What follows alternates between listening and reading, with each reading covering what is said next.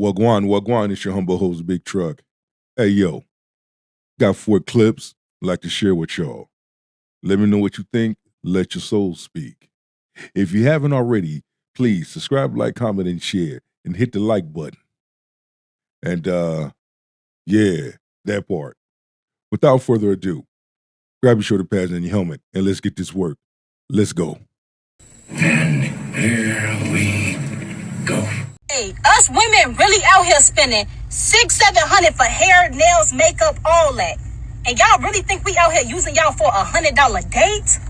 Let's be fucking for real. Really, one of the things that I like to say is this. Y'all doing all that bitching and complaining, but yet y'all the ones that's complaining about the dates. All that money y'all doing to look like something that you're not. Meanwhile, back at the ranch, a man is being original as they come. Y'all got to do the long ass eyelashes, fake ass hair, and you got some nigger lips, by the way, might I mention. But you want to do all that talking. Well, this is what happens when modern women don't get chose. The underlying issue is, why do you have to spend that much to not look like who you actually are? Like, just think about it for 1 second. Imagine walking in looking one way. You hand them over $600 to $700, and you come out looking like someone that you are not. All because your self-esteem is low. All because you've allowed social media and your peers to tell you what actually looks good. These be the same heifers, the same heathens that would have the audacity and the nerve to say they want a real man. They want something real. They want something genuine. But when a man sets his standards and sets his boundaries and has his preference, it's a problem. Not because that's what you actually like. So much so that when you don't look like that, you actually think you don't look good.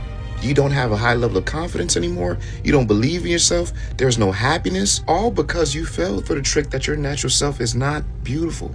That $100 date should be the least of your worries. You are being bamboozled. You are being robbed without a gun. But when a man is confident in himself and have self-respect, self-worth, he doesn't fall into the fuckery. I mean, let's really have a conversation about it. When we talk about insecurities and when we talk about low self-esteem, oh, they have at it. They can have that. Because they would take that so far to a place where it don't need to go. They will literally go overboard with it. And while men sitting back saying, really? How far most women will go just to be seen and heard. I say any day of the week, if I see a black man with a white woman, I'm like, that's that deep ass self-hate, my nigga. You need to do something about that, right? Flip that same coin. I see my sister with a man, I'm gonna say, girl, go where you love. So I get that. And I can honestly say that's a bias. I probably need to check. Do I plan on checking today? Hell no. You need to. But see, that proves my point. Just like Ashley Janae, her situation. So she was tired, wanted something different. Look where that got you. Got you between a pickle. Well, what more can I say? This is why men don't take you seriously. Look at the stuff that comes out of your mouth. Especially when it comes to shaming a black man for his preference. When a black man can care less about a black woman's preference. Got nothing to do with me, pimp. But you sure do get in your feelings and your emotions when you see a black man with a woman of another race. Help me make it make sense. I plan on checking in 10 years, probably. Hell no. I don't. If I'm walking down the street and I see a black man with a white woman, there's a weakness in him. Ooh. Something in him is weak. See a black woman with a white man, despite all the historical context that we know that sits behind that, I think, oh, she must have got she's tired. Like, she must have got so fed up that she's getting to rest now. This is sad. That is sad for a black woman to say about a black man, and you wonder why. When I see a black woman with a white man, I say that's her preference. I don't know her. I don't know him. But you feel some type of way when you see a black man with a woman of another race. Well, I beg to differ. That black man is tied. He was finally tied. You see how that can ruffle feathers? I just took the statements you said and used it against you.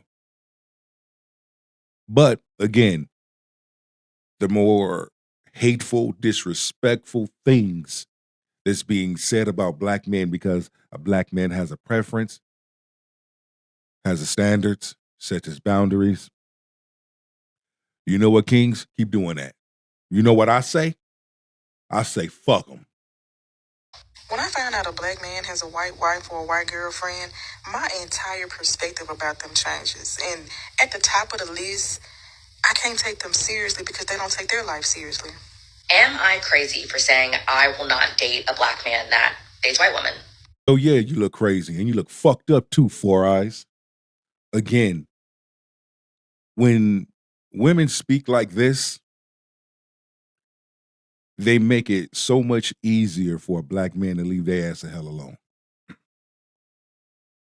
You wonder why men don't approach. Black men don't take you out on dates.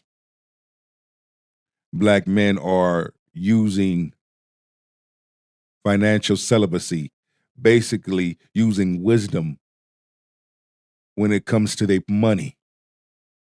Knowing who to spend money on, know who not to spend money on. Knowing where their money going at all times. Let's hear some more of the disrespect and hateful things being said to black men from black women.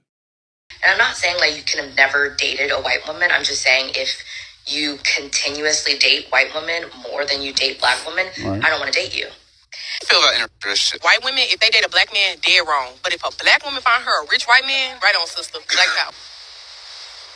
I might need a drink after those clips. And your ass gonna end up like Ashley Janae did. Where did she learn that from? She got it from her mama. Because her mama's married to a white man. Y'all knew what happened. Don't have to continue to drag this on any further. But black men, keep doing what you're doing. Big Truck rocking with you.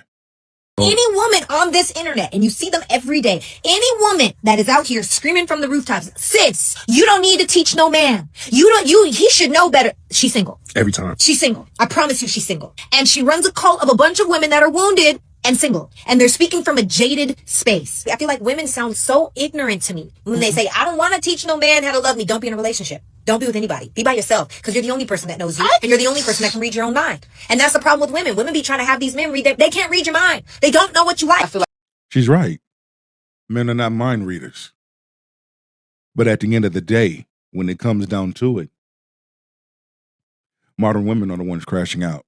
They're the ones making these damn TikTok videos bashing men, saying some hurtful, disrespectful, evil things. Now, imagine if black men did that. They already, look, the situation that happened with our dear friend, Ashley Janae, look how they taking that. Look how they dealing with that.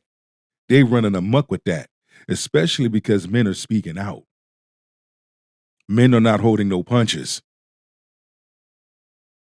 But you will pay for the result of the choices and decisions that you chose to make.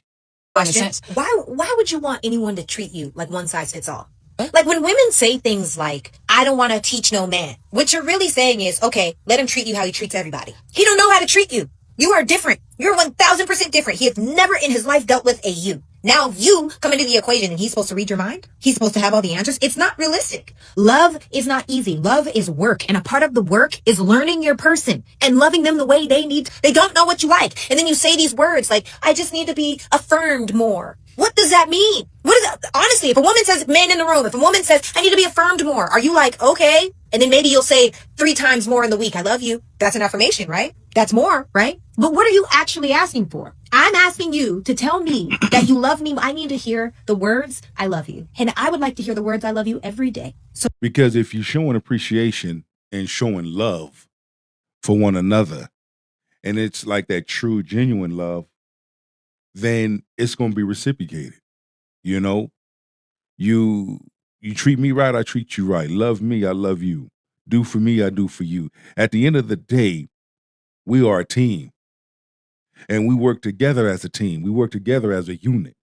just when you think about me via text message, or when you see me and you see me doing something for us, just come slap me on the booty and tell me you love me, and then walk away. And if I can teach you that, and then you start to do that, I know that you love me, because you're loving me the way I need to be loved, not the way you know how. So to think that women, the narrative right now of women saying, I don't want to teach no man, be single. Be single. Don't be with nobody but yourself, because yourself is the only one that knows how to love you. And honestly, you probably don't love you, because you can't teach nobody else how to love you. So how do you teach yourself? You can only love yourself as deep as you'll allow yourself to go. You'll only love others as deep as you've allowed yourself to go with yourself. So Nah, she's right.